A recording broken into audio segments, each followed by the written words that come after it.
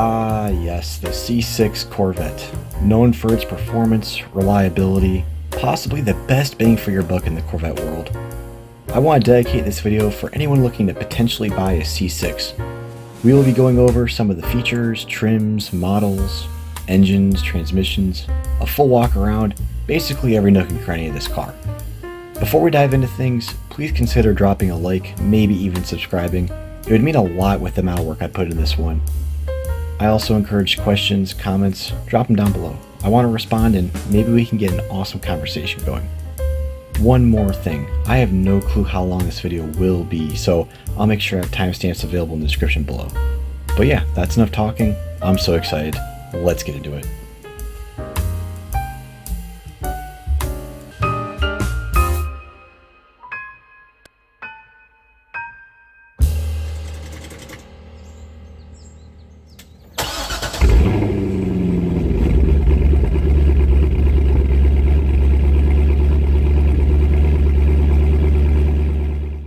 So about a year ago, I found myself in the position of buying a C6. And there were a lot of great buyer's guide videos on YouTube, lots of threads and forum posts on the Corvette forum. But I realized after owning this car for a year that there wasn't really any good single source, whether it be a video or a forum post, that had all the information I needed to make an informed decision. And I do not regret one thing about buying this car, but my goal here in this video is to give you guys all of the information I didn't have and just make you as informed as possible in this decision. And even if you guys already have a C6 and you're watching this video, I'm sure you're gonna learn something here. I unfortunately have a couple different pages of notes, so I'm gonna be going through these. Don't mind me glancing down all the time, but I do wanna make sure you guys have all the information. So this is not scripted other than all the information I have here. I guess let's get into it. And also, if you have any questions, comments, if I got something wrong, please drop it down below in the comments. I really want to respond and get a conversation going. And if I can learn something, that's a win for me. But yeah, anyway, that's enough talking. Let's dive into it. So let's get into some of the general information about the Corvettes. Corvettes are normally dictated by the generation, the letter C for Corvette, followed by the number generation. So this is a C6 Corvette. Right now in 2024, we're on the C8 Corvette. So there's 8 generations of Corvettes. The C6 Corvette ran from 2005 to 2013. And just know this was during the recession. So I bought this car in 2023.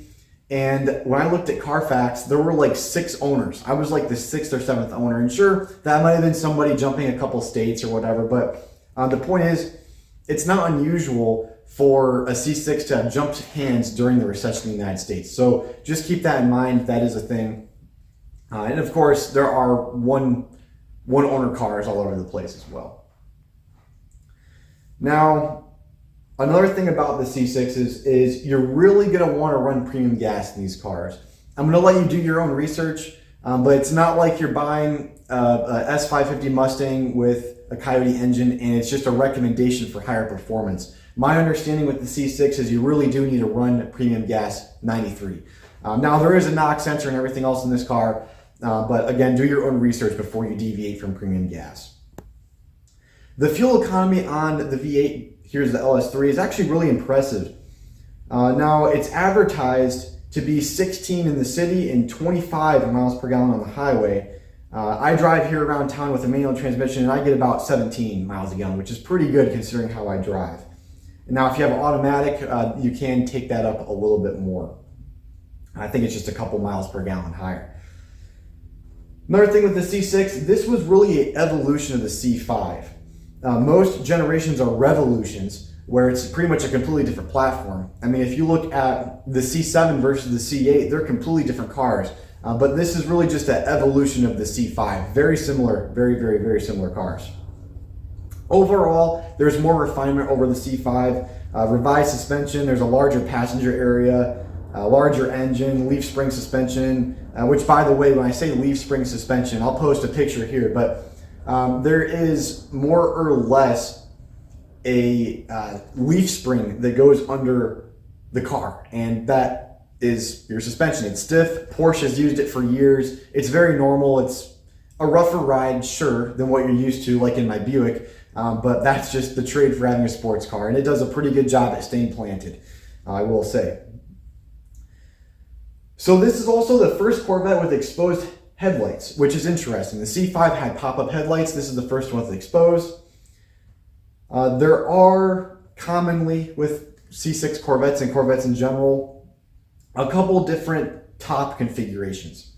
There is what people refer to as a T-top. Now, I don't think the C6 has a T-top. I'm pretty sure it's a Targa top, which is not a T-top. Could be wrong. But that is the hard top coupe that everyone refers to. Basically, the top roof panel of the C6 is removable, and most Corvettes that have a removable top, it's designed to fit right in the trunk, nice and securely. Now, it's also possible to, instead of getting a Targa top, to get a convertible top. And the convertible is where you press a button and the roof folds back. It's a little bit, the whole area is overall more exposed with the Corvette when the roof folds back. Now, another thing I want to highlight here is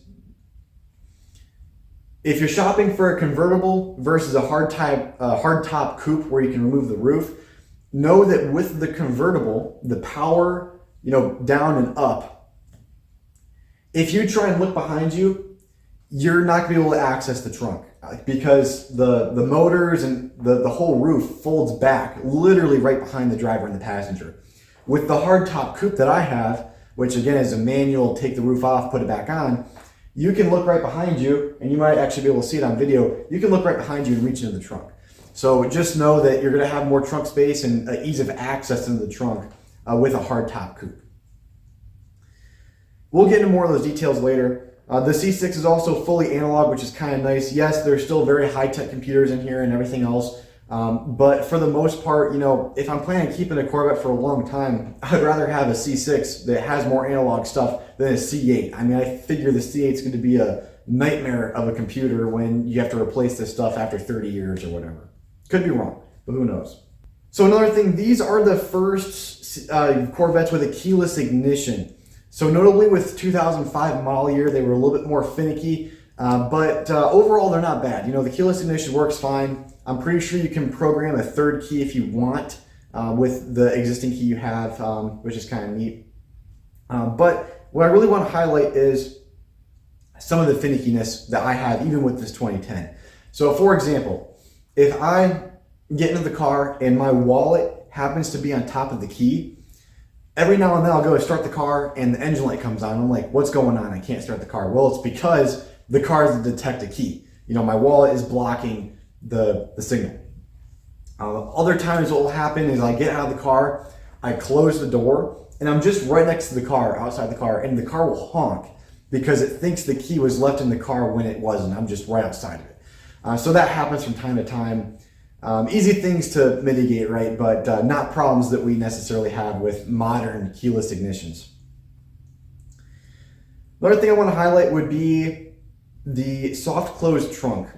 So if you open up the trunk on this car, it raises and it lowers. When you close the trunk, you kind of set the trunk down and you push it. You push the trunk and the motor will actually grab it and pull it down. So this is called a soft close. And, my Buick LaCrosse that I ideally drive, I just slam the trunk every time. This car, I'm pretty sure you're not supposed to do that. You're supposed to just kind of slowly let the trunk down and give it a little bit of pressure until that motor grabs. I'll post a video here so you can see what I'm talking about. But just know that, because every now and then I'll be in a parking lot and I'll see another C6 owner just slam their trunk, and I can't just help but cringe because it just doesn't sound right.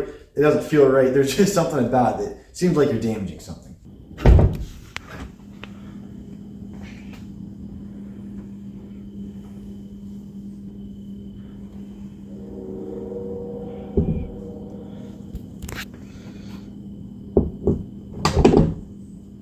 One unfortunate thing about this car is that there's no good place for your phone. There's a company out there, not a sponsor of this video, called ProClip USA. And I'll post the link in the description, but it is a fabulous phone mount, especially if you're not a guy like me who wants to keep their car stock and want to keep the stock radio. A lot of people put an aftermarket radio for Apple CarPlay, Android Audio, the speakers, all that. I don't want to do that. I really want to keep the interior of this car relatively stock. So if you're like me, planning on keeping that stock, look into the ProClip USA phone mount. It's pretty cool. It's a phone mount. It's kind of expensive, I'll be honest, but it's one phone mount, and you can get, let's say you upgrade your phone in a couple of years, you can get a new mount for your phone that just bolts right on. And it's really convenient. Again, I highly recommend it. So that's one unfortunate thing, is there's really no good place for your phone. I found when I was driving this car home, I had to just lay my phone on the passenger seat just so that I could use the directions on Google Maps. Another annoying thing with this car is it's known to drain batteries. So having a tender on these is pretty common. Personally, I have not needed one. I've had this car sit for 2 or 3 weeks, and I have not needed to use a tender. But if you go on the Corvette forum, there's plenty of folks on there that need to put a tender on this car if they don't use it for a week. So just know that's a thing. Don't be surprised if you need to keep this car in a tender. On that topic, one thing you should do if you get this car is pull the OnStar fuse. OnStar on this generation of C6s uses the 2G cell service, which doesn't even exist anymore. So it's theorized that because the 2G cell towers no longer are supported, this car is going to constantly try and ping and phone home, whether you have OnStar or not, and it won't be able to. So it's just going to increase the battery usage and drain the battery. So it's a really easy thing to do. All you got to do is pull back the carpet, go in there and pull the fuse on the passenger side. I'll post a little video here how that works. But just know that's a potential thing you might need to worry about. The Bluetooth does not work with modern phones. However, if you pull the OnStar fuse, the Bluetooth button on the steering wheel, instead of it calling Bluetooth, it mutes the radio. I don't know why that's related, but as soon as I pulled the OnStar fuse, the Bluetooth button on the steering wheel mutes the radio. Kind of cool. You know, I don't have to reach all the way over there, I guess. I don't know, but I found that interesting. Another thing on the battery here, if you change your battery, if it runs dead, if anything happens where the car loses power temporarily, you're gonna need to do something called re-indexing the windows. Now, if you open the door on this car, the windows actually go down about 1 inch or 2, maybe 1/2 inch, to get past the door seal. And when the battery dies, basically the sensors in there and the motor don't know where the top of the window is and where the bottom of the window is. So again, if anything happens with the battery, it loses power, you're gonna get in the car and you're gonna notice the window is about 1 inch or 2 or whatever below the door seal. Every single time, what you have to do, roll the window all the way down, hold it for 3 seconds, roll the window all the way up, hold it for 3 seconds, let go, open the door, close the door, you should see the window go right back up. And there's videos and documentation, probably even in the owner's manual on the Corvette forum, on how to do that if you get stuck. But just have it in the back of your head, because I'd hate for someone to get a car like this, change the battery when they get it, and all of a sudden there's rain in the car. So just something to note. Nothing like a good can of Sprite.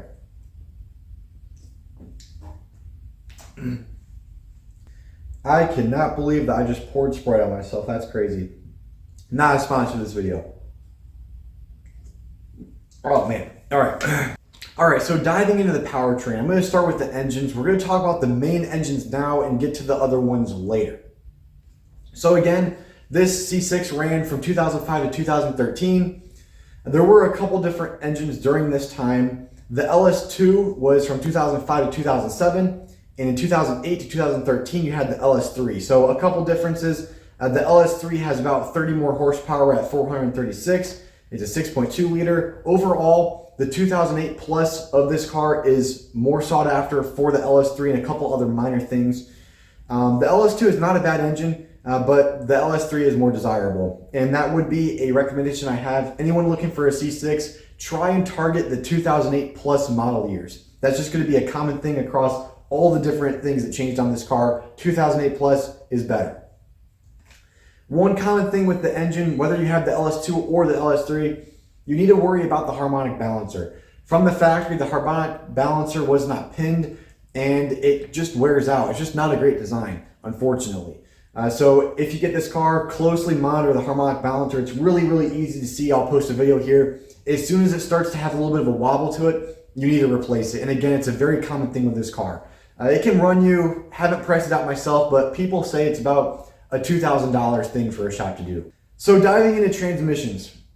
Unfortunately, when GM made the C6, for those of us that like the manual transmission, they add something called CAGS, which stands for Computer Aided Gear Shifting. All manual transmissions this is on.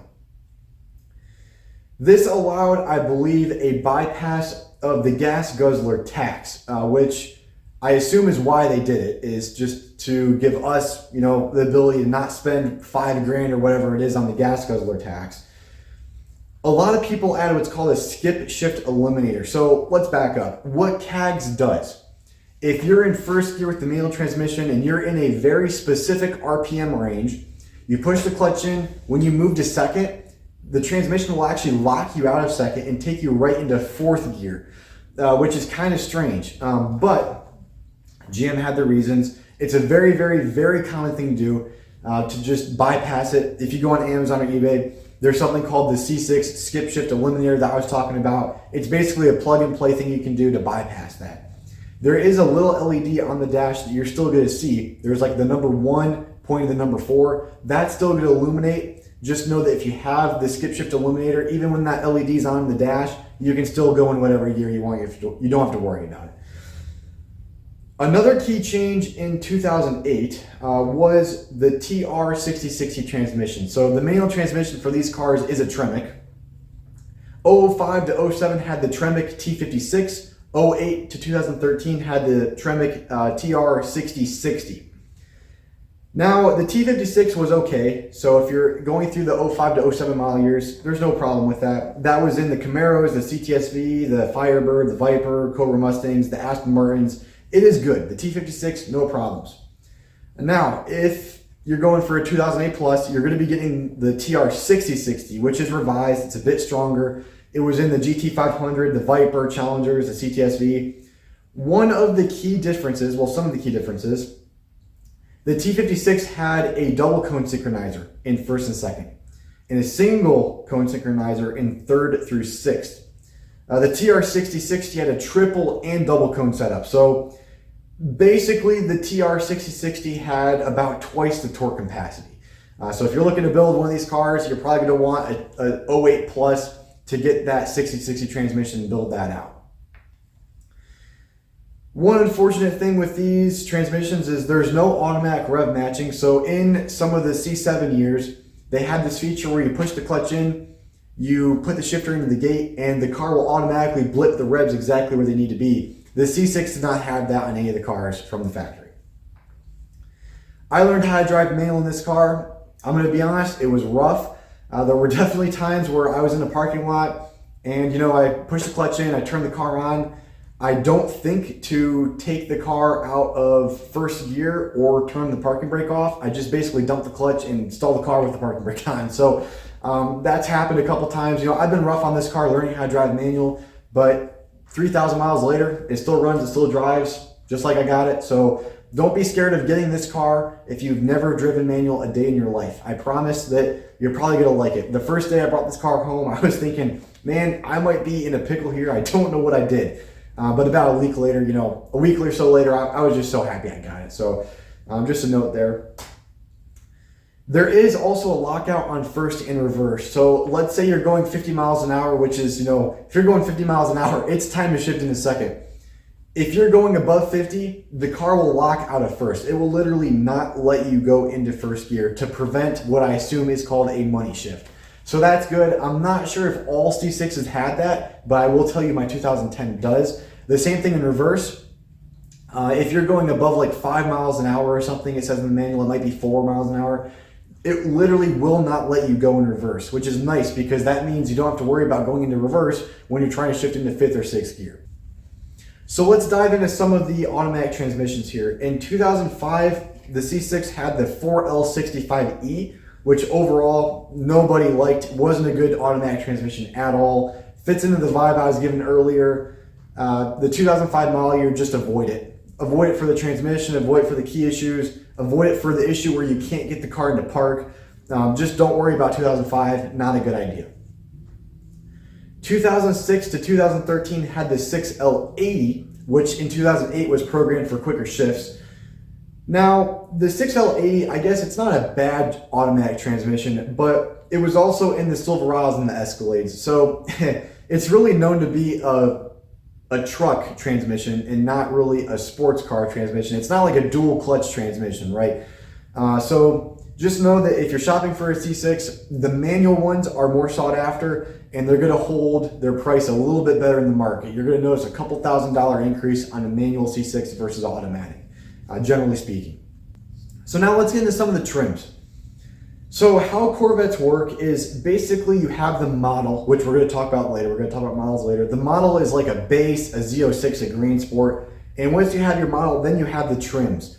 So what we're talking about now is the trims, and those are typically 1LT through 4LT. So you have 1LT, 2LT, 3LT, 4LT. Just know that depending on the model you have, like the Z06 for example, the trims might be a little different. Instead of it being a 2LT, it might be a 2LZ.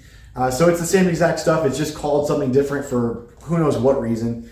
But either way, 1LT is the lowest trim, 4LT would technically be the highest trim. So let's start with 1LT. 1LT is the basic stuff that you would expect to have in a C6. That's like your radio, your airbags, traction control, driver only powered seats.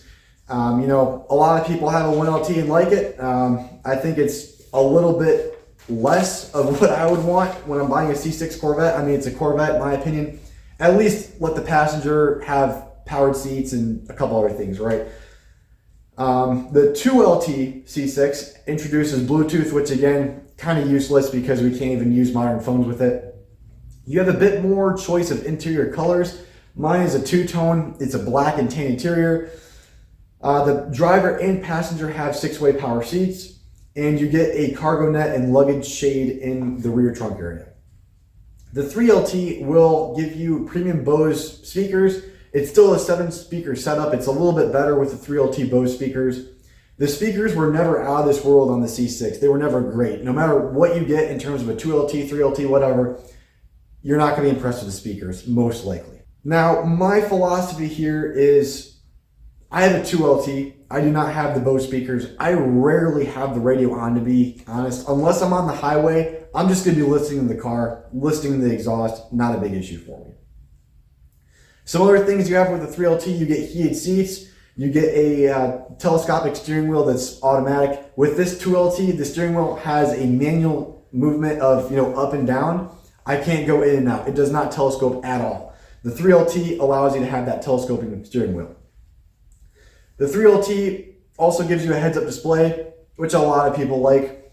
Now, I have a 2LT, and regardless of what trim you have, your windshield is most likely compatible with the heads-up display. So a lot of people will buy a heads-up display kit from, I think, Coltrag or Gutrag, something like that. They make a heads-up display kit that you can add to this car. It's all the factory parts. It just gives you the whole kit, and it bolts right in.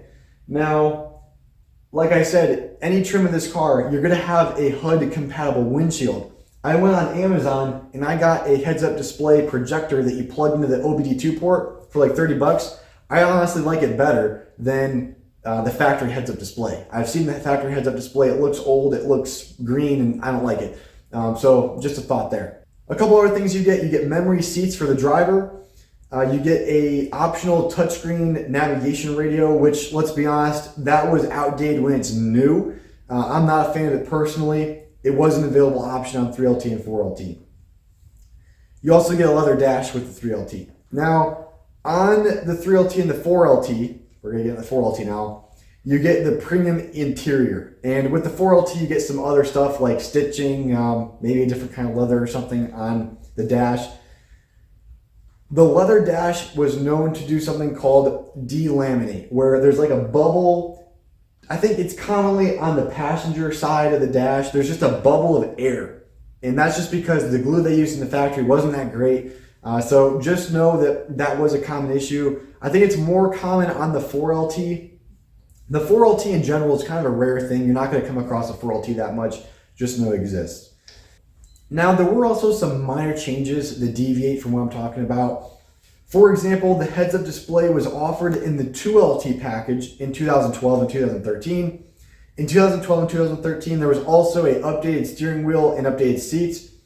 The seats were never that great, but in 2012 and 2013, they did update the design. Similar to the steering wheel, for some reason in the C6, they literally stole the Chevy Cobalt steering wheel. Don't know why. I mean, come on. It's a Corvette. I'm not sure why they put a Cobalt steering wheel in there, but they sure did. And I changed mine out. I would recommend to change yours out too. If you go on eBay and Amazon, you can find some cool wheel options. So I would highly recommend it because, again, why would you put a Chevy Cobalt steering wheel in a C6? I don't know. Oh, it's always nice to drink Sprite and not spill it on yourself. So let's dive into some of the models here. So just a disclaimer, there is a lot of differences such as wheelbase, weight, colors, production numbers, amongst so many other little things. It's really too much for me to list and get into here. So just know there's going to be a lot of little things that I'm not mentioning that, may exist. So we already talked about the target top or convertible. Now, these are two different things. Some models are going to have a permanent fixed mounted roof where you can't get a target top that's removable. You can't get a convertible top. It's just a permanently mounted roof. And we'll go into those on the specific models here in a second. Also know that when I say a dry sump oil system, that is basically something, if you're not familiar, it keeps the engine lubricated when you're cornering. It just really made for the track. The reason why I'm mentioning it is because if I say dry sump oil system, that means the battery, instead of being in the hood, under the hood, the battery is now in the trunk. Because where the dry sump would be is where the battery is. So again, if it's got a dry sump oil system, that means the battery is going to be in the trunk. So I have, what you're seeing here is a 2010 base Corvette. You can have a base with any of the trims. This is the only model that does not have a wide body kit on it from the factory. Now it has everything I need. I'm happy with it. Probably the cheapest way to get a C6. The base Corvette is going to give you a target top option that again is removable by hand and fits in the trunk, or a convertible option. So I'll show you some pictures as we go through this and you'll see the differences of what these cars look like. But what you're seeing here is a base C6. The Z06 was introduced in 2006. It ran to 2013.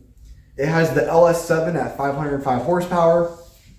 It was the most powerful naturally aspirated engine made by GM for close to 15 years, which is crazy. And this, I believe, was until the LT6 came out with the C8 Corvette in 2021. I think it's 2021. The LS7 is a great motor, but you really need to consider getting the heads checked. There was an issue where the valve would break off, land in the cylinder, and obviously that's like catastrophic engine damage. So I'd recommend, at the very least, do your research. There is a CNS Corvettes video that I highly recommend you check out. I'll link it in the description. Most people buying a Z06 will negotiate the price down significantly if the heads have not been addressed. Still a great car, you just gotta be careful with the heads. My understanding is it's quite a gamble. So just do your research. It can be a serious issue. In my opinion, it's worth a couple grand to address before you drop a valve. So just again, do your research. It's still a great car. Now the C6 Z06 was a manual only. There's no removable target top, no convertible option. It was a permanently fixed and attached roof. It was a wide body. It does have the dry sump oil system. There's some carbon fiber around the car. It's got a trans-cooler. It's got functional aero, larger brakes, optional magnet ride suspension. Now, the higher performance model of the Z06 is the ZR1, which was codenamed, I believe, the Blue Devil by GM. This was the highest model offered by GM for the C6 Corvette. This is a factory supercharged LS9 engine at 630 horsepower. This ran from 2009 to 2013. It is the wide body. It's a manual only, no removable T-top, permanently attached roof, just like the Z06. It does have magnet ride suspension from factory. It has the dry sump oil system, of course. There's even more carbon fiber, which it's really cool actually. The hood, if you lift the hood, you can see the carbon fiber underneath the hood. Again, carbon fiber throughout the whole car, on the roof, everything else. There's also a little glass window on the hood so that you can see the supercharger. It's actually really, really cool. So the ZR1 is going to be the most expensive C6 from the factory. Now, kind of an in-between, similar to the Z06, kinda, is the Grand Sport. The Grand Sport was offered from 2010 to 2013. It's a wide body. It's offered with a Targa top, like what you're seeing here, or a convertible. Only the manual Grand Sport has a dry sump oil system. It has the LS3 engine, which again is the same engine that the base C6 has. It's got stiffer sway bars, revised shocks, functional aero, Z06 brakes, optional magnet ride. So if you're looking at, do I want a Z06 or do I want a Grand Sport? Well, what do you like the look of? They look a little different. Do you need a removable roof? Do you need a convertible? Do you need a Targa top? That's a difference, because remember, the Z06 has a permanently attached roof, where the Grand Sport has either a Targa top or a convertible automatic folding roof. Also, do you need an automatic transmission? Because the automatic transmission is only offered in the Grand Sport. Now, if you want a C6, I really don't think you're going to go wrong with any of these models. Like I said, they're all great. The base is amazing. The Grand Sport's amazing. The Z06, the ZR1, they're all Corvettes. They're all great cars. Every now and then, I'm at, going to the store or something, and I'm walking towards my car, and I really wish that I had a Z06 or a Grand Sport for the wide body. I really like the flared fenders that those cars have. It just looks a little bit more aggressive.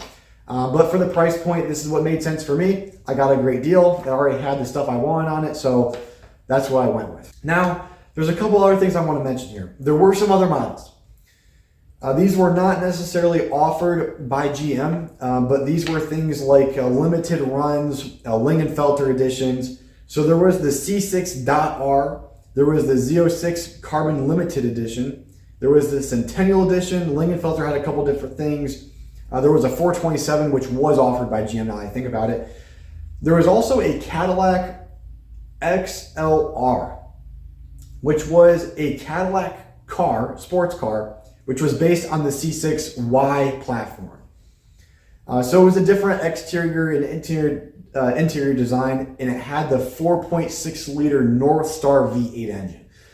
So just something to note there. If you ever see one of those Cadillac, what are they called, XLRs on the road, they look a little funny, but you can kind of tell by looking at it, it looks like a C6. So now let's get into why did I get a 2LT base C6? Well, I wasn't able to find a Z06 or a Grand Sport spec with what I was looking for. Basically, I was trying to buy a C6 within 3 or so months. That was my goal. I wanted a 2008 Plus, and I wanted Jetstream Blue, which is the color you're seeing here. And it had to be within driving distance, which would be here in Michigan. I really didn't want to buy a car from out of state and worry about, titles and everything else from a different state. I know it's not that big of a deal. It's just, a preference for me. I'm also not into racing. I'm going to be doing autocross at most with this car. So while I do prefer the look and the function of the Z06, the Grand Sport, the ZR1, I don't need it. I'm not going to track the car. I'm not going to drag strip. I'm not doing any of that stuff. I don't need those things. If I really need the speed and the performance, I could just upgrade what I already have. I also plan on keeping the car for a really long time. This is the simplest Corvette, really. I mean, it's analog, it's easy to fix. There's no magnet ride, there's no leather delamination issues on the dash, there's no heads-up display built in the car, there's no dry sump that could maybe leak, there's no outdated touchscreen radio stuff, no automatic convertible folding up and down. So, my goal here was to have a simple car that had what I needed and that I can keep for a long time and not worry about all these little things maybe breaking. Like the heads-up display motors that, move it around or whatever. So, of course, I wish I had some of these things, like magnet ride would be nice, or, the dry sump oil system would be nice, just to know that I could go the track if I wanted to and not have to worry about it as much. But, yeah, it is what it is. So, again, I'm happy with it. I think you're going to be happy with it. Whatever you run into in the Facebook Marketplace, Craigslist, Auto Tempest, wherever you go to find your Corvette. Bring a Trailer is a great place to look as well for really any car, to be honest. But Corvettes, there's some pretty good deals on there. All right, well, I am completely through my notes, which is great. I'm going to go ahead and recycle this now. But I'm going to take you guys on a walk through around the car here, show you some of the stuff that you might not see otherwise, and yeah, so let's get into it. All right, so a little bit of a walk around here. First of all, front bumper, if you get a Grand Sport, a ZR1 or a Z06, there will be an additional little vent here on the bumper that has an intake, which kind of looks neat. Engine bay, nothing too crazy in here. This plate is not factory, and I have an aftermarket intake as well, so just know that. Notably, what I want to talk about in here would be the battery and the dry sump location. So right over here on the passenger side of the car, this is the fuse box in the engine, and this is the battery. Now, if you have a dry sump oil system, instead of a battery being here, you're going to have the oil fill location, and the battery will be in the trunk instead. So just kind of so you can see what I'm talking about. So yeah, windshield wipers are windshield wipers, I guess. One thing I want to note is these do not raise very far. So these windshield wipers, if you want to fold them up or something, if you plan daily driving this car in the winter or whatever, you're not going to be able to. I don't think this one does either. Oh, this one might. So it looks like that one might fold all the way up, but this one does not. So just know that.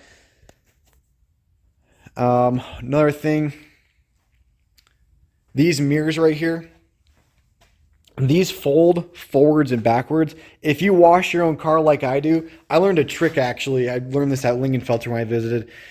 You can fold this mirror. I don't remember. I think it's forwards. If you fold it towards the front of the car, I think it was actually designed so that the water drains kind of inside it. It keeps the water here. It won't constantly drip on the side of the car. Anyone who washes their own car will know. It's really annoying when water just constantly drips from the mirror onto the side and creates water spots and all that fun stuff. You basically have to babysit it. So experiment with it, move it forward, move it backward, and you might not have that constant leaking when you're trying to wash your car. Now getting in the Corvette, you basically just put your hand right in here. There's a little switch that you press, opens up. You can see the window goes up and down, and this is an electronic switch. So here's the switch to open and close the door.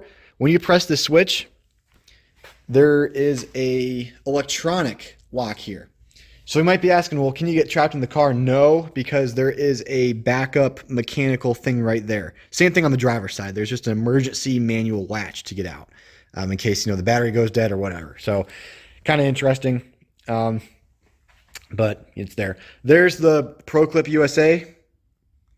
ProClip USA phone mount. Again, highly recommend it. Not a sponsor. You can see that in the trunk area here. Again, I have the Targa roof, so I'll show you on the other side. You can see there's a couple latches here. The roof basically slides in and then it locks down into these guys. And to take the roof off, basically there's one latch there. There is, when you fold these down, one latch on each side. Very, very, very easy thing to do, to just, undo the latches, take the roof off. It's a little awkward. You're going to have to get used to, how to carry it and everything, but yeah, it is possible. So on the door here, we have, again, the switch to get in and out of the car. We got the power windows and mirror adjustments. Right here we have the unlock lock button. Now, if you have the 3LT, I think right here on this panel would be the memory seat option.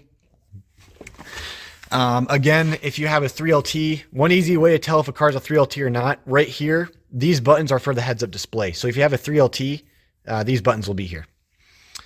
Down here we have the trunk release and the fuel. Now, this fuel thing, this guy, you can hear that, it opens. The only way you can open this is with that button. There's something electronic that goes on over here that pops this thing open, and to close it, you just push it closed. One thing I want to note, I go to Costco for my gas, and when I go to Costco for my gas, I have a problem getting this car filled up all the way. It only fills up to about 3/4 of a tank. I did some research on the Corvette forum. I found this is a common issue, maybe with the Costco pumps, and you might have to rotate the nozzle this way or something weird. So just know that might exist. Do your own research if you run into that problem. But going back to the interior, the cruise control is kind of weird on this car. So basically you have this flicker switch thing where you turn the cruise control on, you move it this way to increase the speed, and you press this button to decrease the speed or actually engage cruise control. You have your light options right here. This is a aftermarket steering wheel that I installed. Again, you can see the Bluetooth buttons here. This is the Bluetooth button that I was talking about that turns into the muting the radio button. This is basically useless, but this was for ending your phone calls.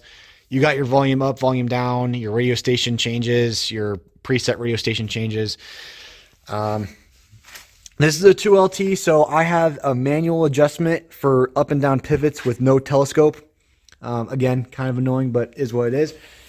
And, if we get in here, here's the radio. So this is the radio that is, really the stock radio. Again, there was an option to get a touchscreen nav radio, which I'm not a fan of, but it is a thing. So this mirror has these buttons for OnStar, which is not supported. There's a compass up there. And at nighttime, when it starts to get dark, this car has auto dimming mirrors. I don't remember which ones it is. I think it's only this main mirror and the driver mirror, but they auto dim. And if you don't like that, if you want to turn the auto dimming off, because there are times where it's like, 7 o'clock, it's starting to get dark, but not dark enough to where I want the auto dimming mirrors to turn on. What you can do is you can hold this power button, and when this light turns off, the auto dimming mirrors will also turn off. So just something you can know there. How much space we have in here. Got a bunch of miscellaneous things. You can see how nice it is to be able to reach back there. And you can see the very, very, very small glove box that we have as well. So just to show you guys the trunk, down here, there is a button right here. I'm going to press that button with the key in my pocket. You could hear that. Boom, it raises. I can raise it no problem. And to close it, again, a lot of people just slam this, but I just set it down, release my fingers, make sure no one has their fingers in here because that would probably hurt, and just put your knuckles on the glass, push down, and you can hear it grab. So that's why I cringe when people just drop the trunk, is because I'm pretty sure it's not designed to do that. Let's say the battery's dead on this car, all right, and you need to change the battery or charge the battery. Well, let's go through this scenario really quick, okay? Let's say the hood's closed. Gee, the car is dead. I need to get inside. You're going to walk in.